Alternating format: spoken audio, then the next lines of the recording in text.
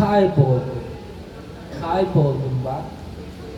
Seni bulmak arzusuyla yürünen bu yol, bu sokakta kaybettim kendimi bir anda. Hani umurumda değil demiştim ya kaybolmak. Aslında en çok istediğim şeydi seni bulmak. Derin bir sessizlikten sonra son durağa vardığım sırada sen yoktun.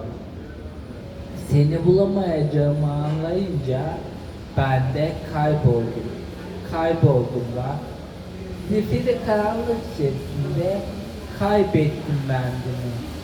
Tıpkı senin beni yok saydığın gibi ben de yok saydım kendimi.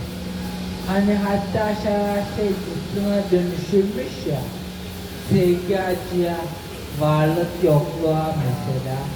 Ben ise gölge misali, gecenin karanlığında kayboldum, kayboldum bak.